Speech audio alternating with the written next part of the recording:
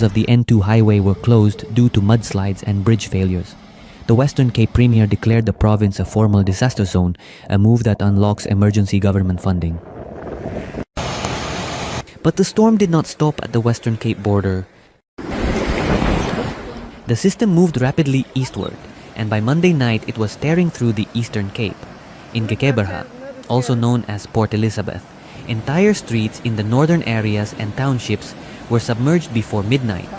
Power outages hit neighborhoods on Tuesday afternoon and did not return for days. A section of sidewalk on William Moffat Drive collapsed entirely, located dangerously close to a substation. Hundreds of schools across Nelson Mandela Bay and the Sarah Baartman district were ordered to close Wednesday and Thursday.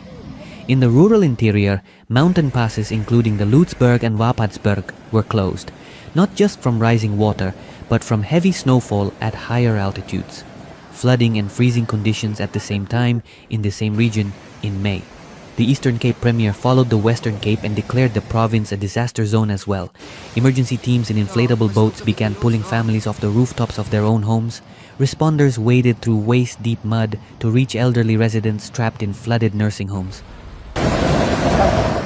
And then the official death toll came in and the numbers were only just beginning. Look at that child. At least 45 confirmed deaths across the affected provinces, with dozens still missing in rural areas of the Eastern Cape and KwaZulu-Natal. Many of the casualties happened in the early hours of Tuesday, May 5th, while people slept. Rivers like the Great Fish and the Sundays River burst their banks without warning in the middle of the night, and residents had no time to react. Over 30,000 people have been forced to leave their homes, seeking refuge in community halls, churches, and temporary government shelters.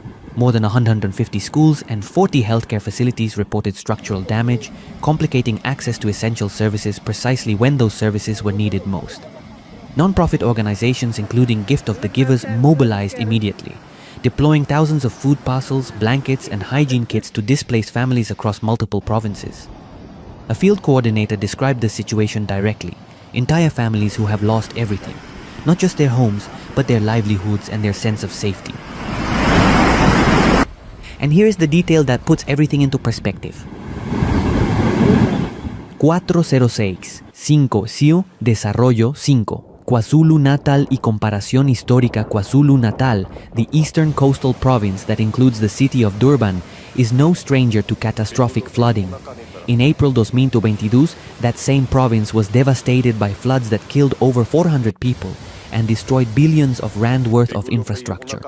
Communities there spent years trying to rebuild, and now, in May 2026, they are facing it again. Rivers including the Umgeni and Umlazi have breached their banks once more. Thousands of informal structures built on steep hillsides have been swept away by mudslides.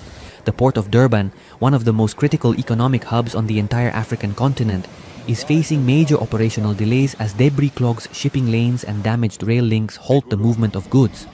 The South African National Defence Force has deployed Oryx helicopters for search and rescue operations, plucking survivors from the rooftops of submerged homes. President Cyril Ramaphosa visited the affected areas and committed to a comprehensive recovery plan, stating that South Africa must build back better, designing infrastructure for the weather of the future, not the weather of the past. But there is one element of this crisis that is not getting enough attention right now.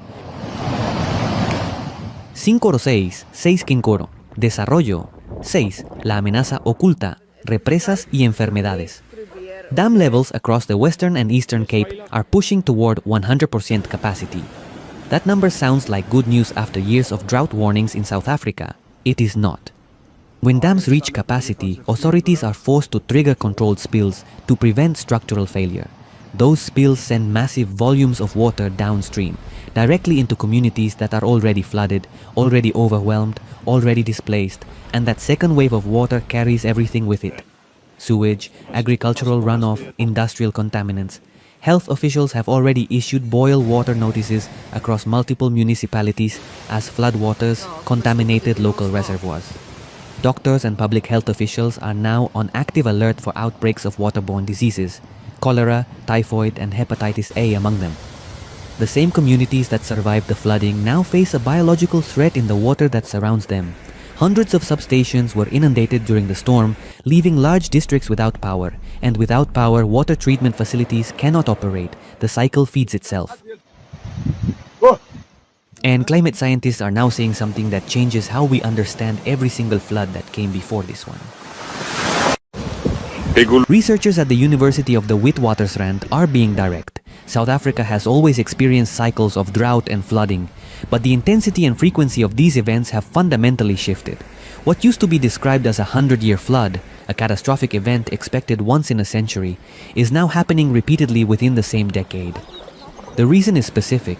The warming of the Indian Ocean is feeding more energy into storm systems that reach the South African coast. The result is storms that are stronger, faster, and carrying more water than the drainage infrastructure of any South African city was ever built to handle. The cleanup operation from this event alone is expected to take months. Repair costs for damaged roads, bridges, and public infrastructure are estimated at upwards of 15 billion rand. Flooded agricultural fields across the Free State and Western Cape are projecting lower yields for staple crops, which means food inflation arriving in the months ahead.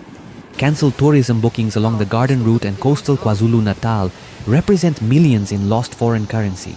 And as the rain finally begins to taper off on May 6th, the focus is shifting from rescue to recovery. But dam engineers are still assessing structural integrity, health officials are still monitoring for disease, and meteorologists are tracking the next system forming over the Southern Ocean right now. This is not over. Tell us where you are watching from. If you are in South Africa, tell us what you are seeing on the ground right now.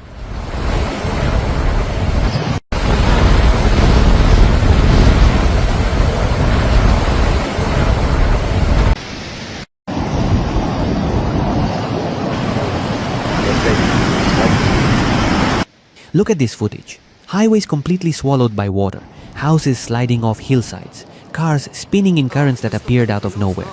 This is South Africa, right now, May 6, 2026. And what you are watching is not the result of one storm. This is what happens when an entire nation gets hit from multiple directions at the same time. The South African Weather Service issued a level 9 alert on Monday evening.